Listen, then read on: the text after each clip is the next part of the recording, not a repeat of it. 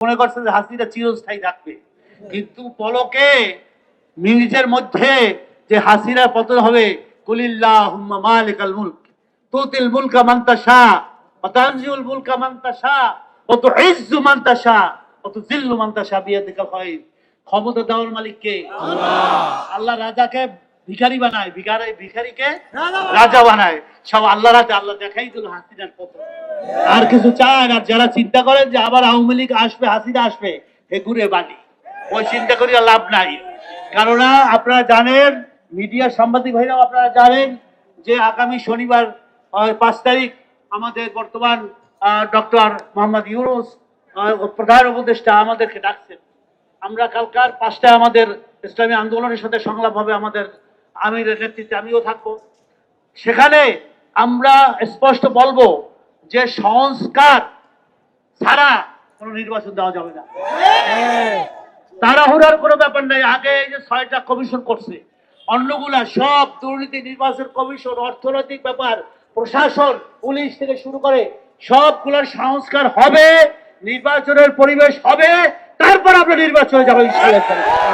আমরা সেটা কালকার বলবো। 5টায় আমাদের সাথে সময় দিয়েছে ওই যমুনা তার কার্যালয়, সেখানে আমরা জানেন সবাই যাবে যারা রাজনৈতিক দলকে ডাকছে।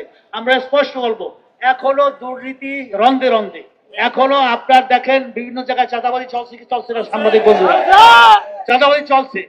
একজন যাওয়ার পরে আবার আরেকজন আসার পায়তারা করতেছে। আমরা কোন জালেমকে তো, এক জালেম যাওয়ার পর আরেক জালেমকে আনবো কি? আমরা এটা চাই? আমরা চাই দুর্নীতি মুক্ত, সন্ত্রাস মুক্ত, চাঁদাবাজি মুক্ত একটা দেশ, বসবাসের যোগ্য, যেখানে চুরি ঘুষ থাকবে না, সেখানে আমরা সবাই ভাই ভাই একসাথে বিশ্বকে দেখাই দেবো দ্বিতীয় বৃহত্তম মুসলিম দেশ বাংলাদেশ ইনশাল্লাহ দুর্নীতি মুক্ত একটা দেশ। আমরা সবাই চাই না? সেইটা আমরা চাই, সেইটা আমরা কালকারও বলবো। এবং পিআর এর ব্যাপারে আপনারা জানেন যে প্রতীকে ভোট দেওয়া হবে। পিআর যদি ভোট দেওয়া হয়, ওই ব্যাপারে আমরা খুব জোরালো ভাবে ভূমিকা রাখতেছি। কালকারও সংলাপে সেখানে উপদেষ্টারা থাকবেন। আমরা বলবো যে পিআর এর মাধ্যমে যদি ভোট দেওয়া হয়, সেই আপনার যার যার মার্কায়, তাহলে সব দল সরকার গঠন করতে অংশগ্রহণ করতে পারবে। সব দল, একক কেউ ক্ষমতা আসলে সে কি হয়ে যায়, মানে ফ্যাসিস্ট হয়ে যায়। সে মনে করে আমি সবকিছু, সে আর তখন অন্য কিছু বিরোধী দল কিছু মানে না যে আমি সবকিছু করিয়ে ফেলাবো।